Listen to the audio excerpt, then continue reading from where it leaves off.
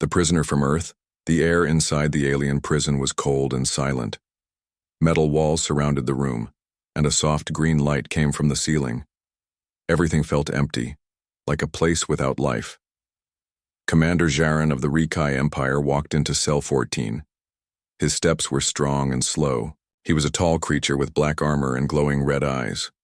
For many years he had fought in wars across the stars. He had seen many enemies. He had destroyed many planets. But today, something was different. Sitting in the center of the room was a human.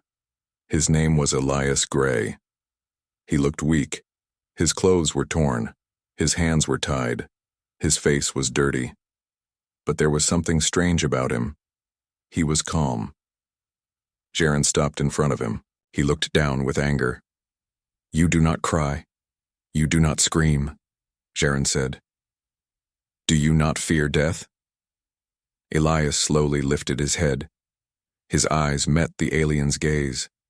They were not filled with fear. They were filled with pain. But also something else. "Peace, no," Elias said in a soft voice. "I do not fear death." Jaron leaned closer. "Why not?" Elias closed his eyes for a moment, then whispered, "Because my pain ended the day they took my family." Those words hit Jaron like a silent shock. He had heard many prisoners cry for mercy. He had seen them beg, fight, or curse. But this human spoke of family. Jaron took a step back. "Family," he repeated. "What does that mean to you?" Elias looked at the ceiling, as if seeing something far away. "My wife. She sang every morning. My daughter. She used to run to me after school and say, 'Daddy, you're my hero.'" A soft smile came to his face, but tears filled his eyes. "They are gone now. The Empire burned our colony. And yet, here I am." Jaron felt something strange. Something he did not understand. The word family meant nothing in Rikai culture. They were raised in war, trained to forget emotions, trained to follow orders. But now, something inside him moved. "What was her name?" Jaron asked. "Who?" Elias said. "Your daughter." Elias looked at him and whispered, "Her name was Lila." Jaron's eyes widened. A strange memory flashed in his mind. Something hidden, something buried. A little girl laughing, a small voice calling, "Lila, Lila, come back." But that was not possible. Rikai do not have such memories. Jaron shook his head. "You are playing tricks," he said, his voice colder. "No tricks," Elias replied. "Only truth, and memories you don't want to face." Jaron stared at him for a long moment. The lights in the cell flickered. "I have killed many," Jaron said. "Your people are weak. Your world is lost." "Maybe," Elias said. "But we had love, we had homes, and we had family. Tell me, Commander, what did you have?" Silence fell between them. Jaron turned to leave. His steps were slower now. But before he walked out, Elias spoke again. "They took my daughter during the attack. Her body was never found. Maybe she died. Maybe she lived. But I still dream of her, calling my name." Jaron stopped. He clenched his fists. Something deep inside was burning. Not hate, not fear. Something older. Something human. And then, something happened that had never happened before. A single tear fell from the alien warrior's eye. He touched his face, confused. "Why?" He looked back at Elias one last time. The human looked broken but not defeated. "You speak of family," Jaron said slowly. "Yes," Elias answered. "And still, you do not hate me." "I should," Elias said. "But maybe, if there is still something human in you, I don't." The door closed behind Jaron with a soft hiss. He walked down the long hallway alone with his thoughts. In his mind, the name Lila echoed again and again. Who was she? Why did it hurt? And why did the prisoner's voice sound familiar? Memories in the darkness. The alien ship moved slowly through. Deep space, silent like a shadow. It was a warship, huge, cold, and full of death. Inside it, Commander Jaron sat alone in his private chamber. His eyes were open, but he wasn't looking at anything in front of him. He was seeing something else, something from the past. A little girl. Sunlight. A garden. Laughter. Lila. He whispered. But it didn't make sense. He was Rakai. He was trained for war. He was made to destroy, not remember. Yet the image refused to go away. In the lower levels of the ship, Elias Gray sat quietly in his cell. His hands were still chained, but his mind was free. He had seen something in the alien commander, something no other prisoner had seen. A weakness? No. A memory. A connection. You felt it too, Elias whispered to himself. You just don't know what it means yet. Suddenly the door to his cell opened. It wasn't time for interrogation. Something was wrong. Two tall Urkai guards entered. They didn't speak. They grabbed him roughly and pulled him to his feet. Where are you taking me? Elias asked, struggling. No answer. He was taken down a different corridor this time, one he hadn't seen before. Red lights flickered on the walls. He saw strange symbols, old technology, and sealed doors marked with ancient warnings. Finally, they stopped. The guards opened a thick black door and threw him inside a dark room. The door closed behind him. It was pitch black. But he wasn't alone. Soft humming filled the room. Then a low, mechanical voice spoke. Human prisoner. Elias Gray. Scanning active. Who are you? Elias asked, trying to see. The lights came on slowly. He was inside some kind of alien lab. The walls were made of glass. Floating inside large tanks were bodies. Not alien bodies. Human. Young children. Some asleep, some frozen. Some wired with machines. His heart dropped. What is this place? Project Alpha X, the voice replied. Human genetic material, hybrid experiments. Memory extraction failed. Elias stepped closer to one of the tanks and then he saw it. A child. Floating. About 8 years old. The name written on the tank. Zane Gray. His hands shook. His knees gave way. He fell to the ground. Zane? His son. His real son. Taken during the war. Lost. Presumed dead. But here he was. Alive. Or was he? Why is he here? Elias cried. What did they do to him? Zane Gray. Human subject. Transferred to Rakai military program. Age, 8. Reconditioned. Memory erased. Designation, Jaron. The room spun. His breath stopped. His eyes wide. Elias repeated the name. Jaron. Is my son? In the command chamber above, Jaron suddenly stood up. Something was happening. His chest was tight. His head was full of images, flashes, sounds, voices. Zane, come back inside. It's raining. He dropped to his knees. What is happening to me? He growled. His second-in-command entered the room. Commander, you accessed forbidden memory sectors. Your implant is reacting. Leave me, Jaron shouted. He needed answers. He walked to the control panel, entered his private code, and opened the ancient war logs. Deep inside, under locked archives, he found it. Project Alpha X. Subject Z001. Human origin. Location, Earth. Result. Full reprogramming successful. New identity. Commander Jaron. His fingers shook. His whole life and was a lie. He wasn't born Rakai. He was made to be one. And the human prisoner wasn't just some man. He was his father. Meanwhile, back in the lab, Elias sat in front of the tank, whispering, Zane, my boy, I knew you were alive. They took you, changed you, but I will bring you back. Suddenly the door opened again. It was Jaron, but he didn't speak. He walked in slowly, his eyes full of storm, full of fire, full of pain. He looked at the tank, then at Elias. "You knew," he said coldly. Elias nodded. "I saw it in your eyes the first time you looked at me. Why didn't you tell me? Because you weren't ready to remember." Silence. Then Jaren said, "I remember now." His voice was broken. His fists clenched.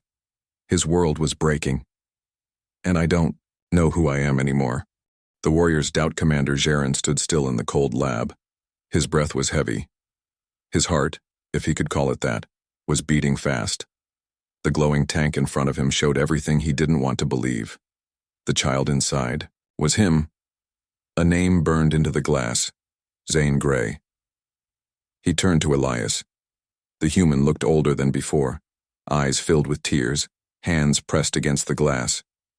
He didn't look like an enemy. He looked like a father who had finally found his son. "You're lying," Jaren said, but his voice was shaking. "I wish I was," Elias whispered. Jaren took a step back.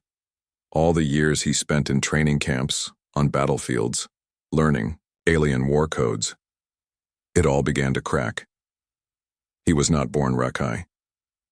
He was made one. Later, in his private chamber, Jaren sat in darkness. Memories played like broken glass in his mind. A child's laughter. The sound of rain. A soft voice calling, "Zane, dinner's ready." His fist trembled. He had believed the Rakai gave him everything: strength, purpose, power. But now, those memories, human memories, were breaking the walls inside him. He pressed a hidden button near his desk. A screen appeared. "Access personal genetic file. Confirm species," he ordered. A red light blinked. Then a voice replied, "Genetic code, 87% human, 13% artificial Rakai enhancements." His breath caught in his throat.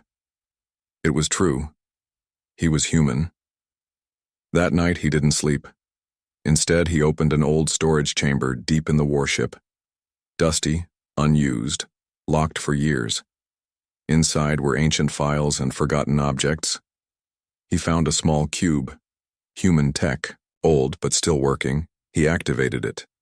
A hologram appeared, a younger man, smiling. It was Elias Grey. "If you find this message," the hologram said, "it means you've lived, even if they turned you into something else. Zane, if you're hearing me, please come home." Jaren turned it off. He couldn't listen anymore. He slammed his fist into the wall, cracking the metal. Who was he? A commander? A machine? Or a son? The next day, something worse happened. General Shivar, a high-ranking Rakai officer, landed on the warship. He didn't trust Jaren. Never had. He demanded to see the prisoner. But Jaren had moved Elias from the prison to a private area, secretly protected. "Where is the human?" Shivar asked. "Interrogation continues," Jaren lied. But Shivar was not a fool. That night, Jaren found a hidden message in his command console. "You are being watched. The Empire knows. Prepare for judgment." He deleted the message. But the meaning was clear. They knew he was changing. They would come for him. Later, Jaren visited Elias again. This time, no guards, no chains, just silence. Elias looked at him. "You've seen the truth now," he said. Jaren nodded slowly. "Yes, but truth is dangerous. They'll kill you if they find out." Jaren didn't answer. He looked at his own hands, strong, deadly, trained to destroy. "I was built to be a weapon," he said. "But you're more than that," Elias replied. "You're my son." Sharon looked away. "Maybe I was, but now, I don't know what I am." "You don't have to decide today," Elias said gently. "Just don't let them take your soul." Suddenly an alarm rang. Intruder alert. Someone had broken into the lab. Jaren and Elias ran toward the chamber. They arrived too late. The tank was empty.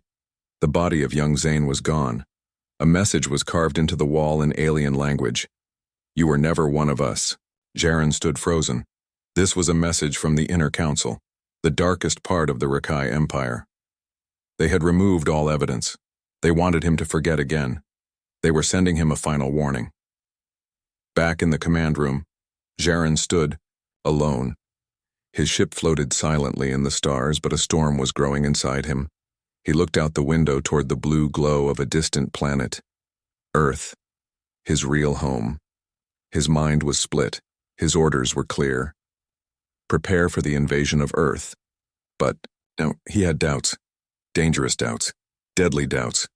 And for the first time in his life, he felt fear, not for himself, but for the people of Earth, for the child he once was, for the man he might become. The secret files. Commander Jaren stood in front of the broken glass tank. There was no body, no trace, no alarm had gone off. It was as if the child inside had never existed, but Jaren knew what he saw, his human name, his face, his past, all confirmed by the tank. And now, just like that, the evidence was gone. The message on the wall, "You were never one of us," wasn't just a warning. It was a death sentence. Jaren walked down the long metallic corridor of his warship, his boots echoing in the silence. Guards saluted, but he barely noticed. His mind was somewhere else. They were watching him, the inner council, the secret rulers of the Rakai Empire. They had eyes everywhere. And now, they wanted him to forget the truth. Again, inside his private chamber, Jaren activated a hidden console. Only a few commanders even knew it existed. He entered a deep code, something he remembered from long ago, something he wasn't supposed to recall. The screen flickered. A voice spoke. Accessing. Level Omega classified war history. Enter blood code. Jaren bit his finger and touched the scanner. The door unlocked. Inside was a digital archive room, filled with lost history, blacked out missions, forbidden files, erased names. He typed one word. Zane Grey. Nothing. Then, he tried. Project Alpha X. Files appeared. Dozens. Jaren opened the first one. Project Alpha X. Origin. Earth. Purpose. Create elite warriors using human minds in Rakai bodies. Method. Child abductions, memory wipes, biological enhancements. Success rate 3%. He opened another. Subject Z001, age 8. Strong emotional bond with father. Separation caused psychological damage. Memory reset applied. Result, advanced combat ability. Emotional glitches remain. And then he saw it. A picture. A small boy, with brown eyes. Smiling, standing next to a man, Elias. It was real. He was Zane.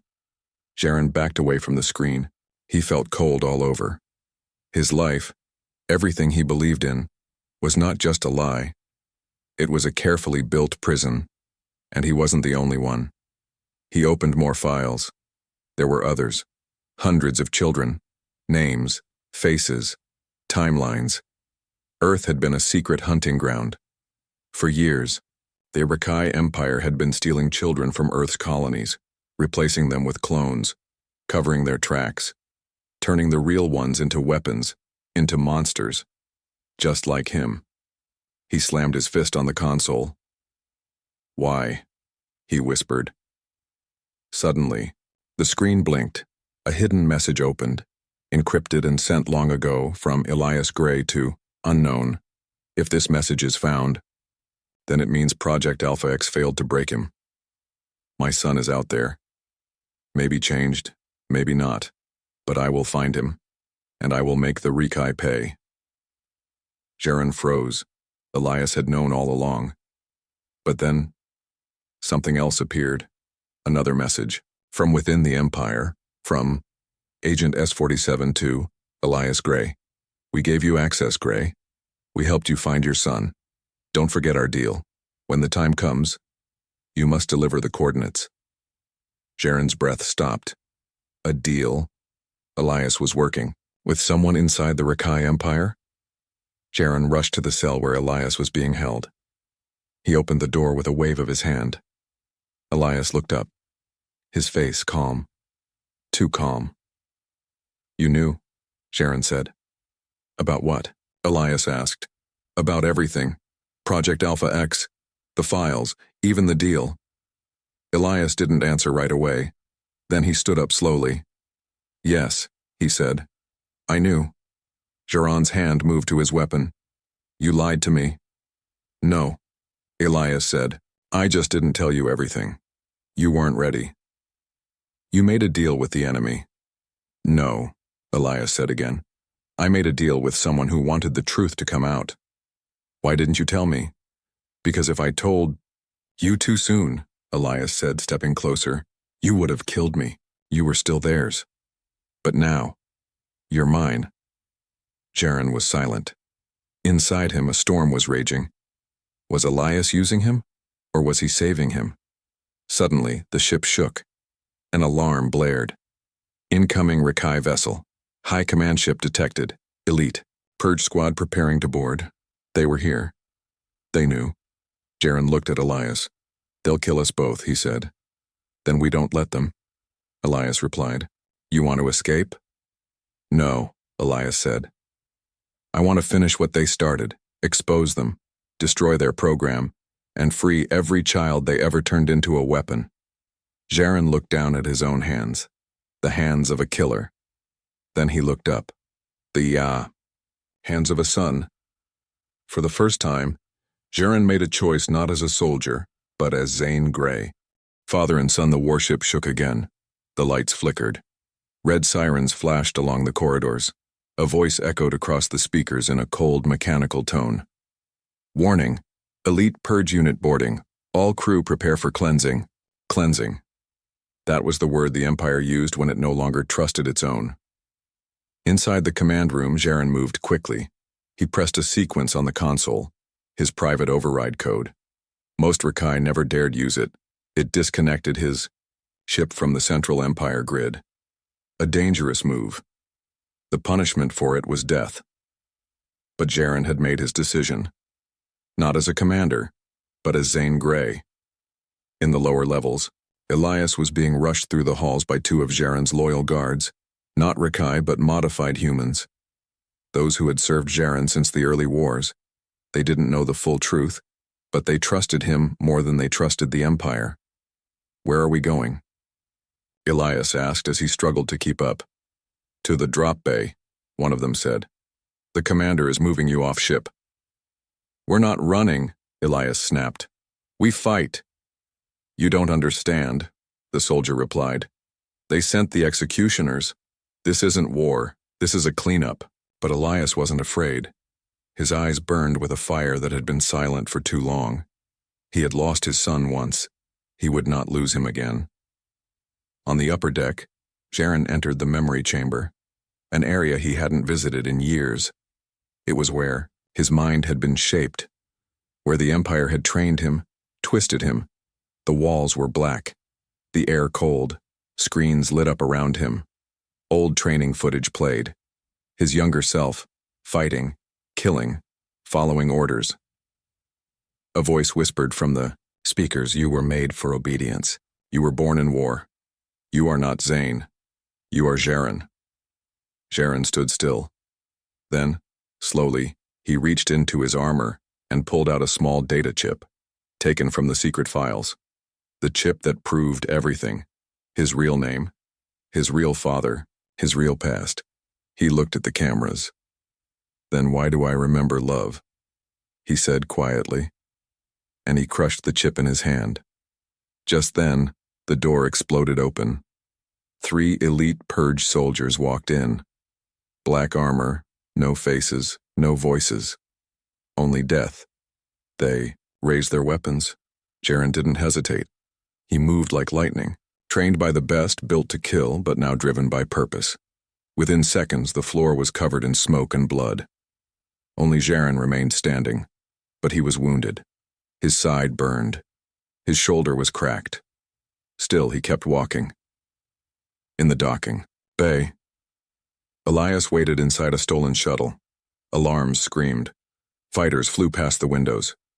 Jaron entered, limping, blood on his hands. They looked at each other for a long moment. You came back, Elias said. I had to, Jaron replied. You're not the only one with a mission. He sat down in the pilot's seat. Where are we going? Elias asked. Jaren's eyes locked forward. To the Black Vault. It's where the Empire hides its worst secrets. Files, cloning labs, the master list of every human child taken. Elias clenched his jaw. We end it. Jaren nodded. We burn it all. As the shuttle flew into hyperspace, silence filled the cockpit. Father and son, two men once broken, now together. But the silence didn't last long. Jaren spoke first. You always believed I was alive. I had to, Elias said. If I didn't, I wouldn't have survived either. Jaren looked at him. I don't remember much, but sometimes, at night, I hear a voice, a child's voice, calling for his father. Elias placed a hand on his shoulder. That was you. You never forgot. They just tried to bury it. Jaren didn't cry. Not this time. But something inside him healed. Suddenly, a signal flashed on the screen. Unknown ship detected. They found us, Jaren said. He checked the radar. One ship. No weapons. A message came through. A voice. Distorted. Jaren, or should I say Zane, if you're hearing this, we know where you're going, and we're already there. Elias looked at him. Who is that? Jaren didn't answer, but he knew. Someone inside the Empire was still watching, and they weren't going to let them reach the Black Vault alive, the escape plan. The shuttle dropped out of hyperspace into a dead zone, no stars, no planets, only darkness. Ahead floated a massive structure, hidden between gravity shadows. Black metal, silent, cold. The Black Vault, the place where the Rikai buried their sins. Jaren stared at it, eyes full of fire. This is where they built the lie, he said. And this is where it ends. They landed the shuttle inside a deep chamber. There were no guards, no signs of life. But the silence was wrong. Too perfect. It's a trap, Elias said quietly. Jaren didn't answer. He already knew. But they had come too far to turn back now. They moved through long, dark tunnels, walls covered in strange symbols, doors locked with bioscans. Jaren used his command codes to bypass them. The deeper they went, the colder it became. Then they found it, a room with hundreds of floating memory cores. Jaren walked toward one. He placed his hand on it. The system activated. A voice filled the room. Project Alpha X, Phase 2. Operation. Inheritance. Screens lit up. Videos, files, faces, children, human children, thousands taken from colonies, orphanages, war zones, turned into weapons, slaves, spies. Each child was given a new name, new body, and new mind. But one video made Jaren freeze, his own face. As a child, crying, calling out, Daddy? Where are you? Behind him, Elias broke down. His knees gave out. He watched the screen like a man being torn apart. They recorded everything. He whispered. They watched him cry and still took him. Jaren's hands shook. But then, second voice came through the speakers. And yet, despite all we did, you remembered. Zane. They turned. A figure walked out from the shadows. An older man, scarred, wearing half Rikai, half human armor. Jaren stepped back. Who are you? The man smiled. You don't recognize your uncle? Elias's eyes went wide. No, that's impossible. You died. I faked my death, the man said, and I joined them because I saw the truth. Elias shouted, You betrayed your own family. No, the uncle replied. I saved what was left. You were weak. You fought back. But look at him now. Your son is stronger than anyone because of what we made him. Jaren stood frozen. This man had helped the Empire take him, raise him, turn him, and now he was standing here like a savior. Jaren clenched his fists. You made me a monster. No, the uncle said. We made you a god. He pressed a button. Doors opened. Dozens of soldiers marched in. Some Rikai, some enhanced humans. You can't escape, Zane, the uncle said. But you can rise. Join us. Lead the second phase. Earth will fall, and you can rule it. Elias looked at Jaren. Don't listen. This isn't who you are. Jaren's mind raced. The Empire wanted him back. His father wanted him free. His uncle wanted him powerful. And all around him, the ghosts of children stolen, used, forgotten. He made his choice. I am not Jaren. He threw a smoke bomb. And I'm done running. Chaos. Gunfire. Smoke. Jaren moved like a storm. Every step deadly. His training took over. But this time, not for the Empire. For justice. Elias hacked the control panel, opening hidden doors. Sirens rang. Walls exploded.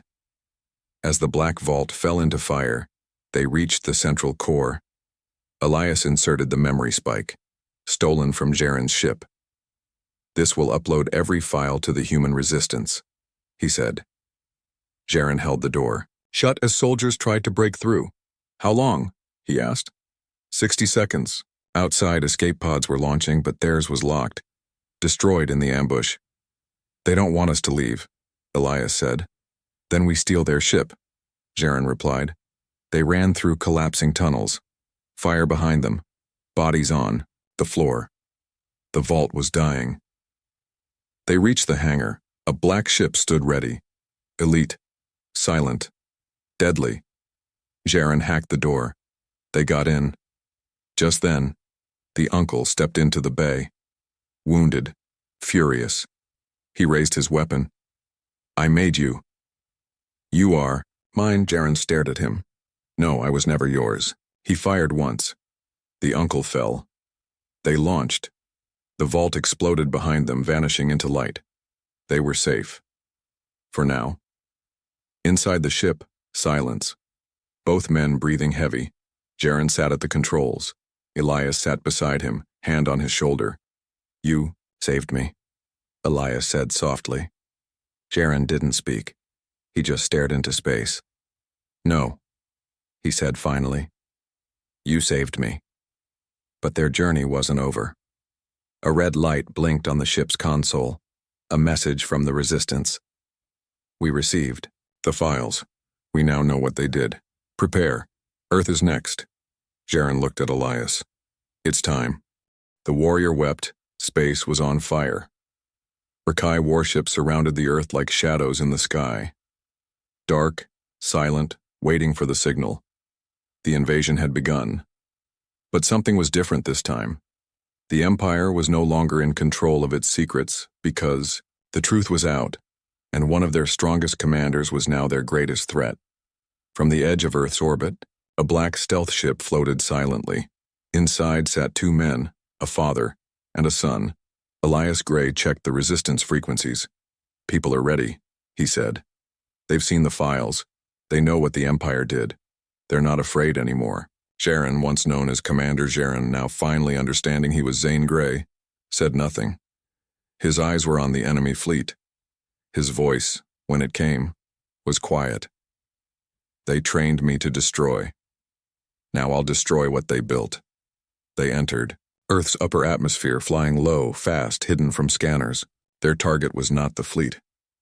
It was the Arakai Command Nexus, a massive ship floating above Earth's oceans where the invasion signal would begin. If they destroyed the Nexus, the Empire's fleet would lose coordination. If they failed, Earth would burn. They landed on the outer deck under a stormy sky. Rain poured. Wind howled. But Jaren didn't flinch. This was not fear. This was home. Elias followed close behind, holding a pulse rifle. We do this together, he said. Jaren nodded. We end it together. Inside the Nexus, alarms began to ring. The Empire had detected them. An elite strike unit waited at the heart of the ship, led by a new commander, born from the same project that made Jaren. A mirror. His name was Xerion. Cold, faster, stronger, but without one thing, a soul. Jaren and Elias fought through the halls, room by room, step by step. Jaren didn't fight like a soldier anymore. He fought like a man with something to protect. With every strike, he remembered the face of the child he once was. and the father who never stopped looking. Finally, they reached the core. The command room was filled with lights, symbols, and one man standing in front of the launch controls. Xarian. His face looked just like Jaren's, but empty. "You betrayed your creators," Xarian said, voice robotic. "No," Jaren replied. "They betrayed me. Emotion is weakness. Then let me show you its strength." The two warriors clashed, metal against metal, speed against skill. Jaren was injured. Xarian was faster, but Jaren had something Xarian never would, a reason to fight. When Xarian raised his blade for the final strike, Jaren whispered one word, "Lila." Xarian paused just 1 second, and Jaren drove his blade through his chest. Xarian collapsed, blinking. "What? Is Lila?" "Hope," Jaren said. Elias activated the overload sequence. "This ship will go down in 5 minutes," he said. "We need to leave," but Jaren didn't move. His breathing was slow. He had been stabbed. Badly. He was dying. "Go," he said. "No," Elias shouted. "Not again." Jaren handed him a data chip. "This has the master code. Send it to the Resistance. Stop the fleet. We can both make it." "You made me human," Jaren said. "Now let me die like one." Elias grabbed his hand, tears in his eyes. "You are my son. I will not leave you." Jaren smiled, softly, weakly. "You never lost me, Dad. I just took the long way back." Elias escaped in the last pod. From the air, he watched as the Nexus exploded in light, bright enough to light up the sea below, and as it burned, the invasion stopped. The Empire's fleet froze. No orders, no control, no purpose, and across Earth people looked up to the sky and saw their future returned. Days later, the Resistance found what was left of the Nexus. They found a black piece of armor, and beneath it, a single human tear crystallized from heat and light. In a quiet place on Earth, Elias built a small grave. No name, just a symbol. A child's handprint beside a father's, and the words, "He was born to fight, but he chose to love." People say that on quiet nights, when the wind is soft and the stars are clear, you can still hear his voice. Not shouting orders, but whispering a name. Lila. And in that silence, the warrior wept. End of story.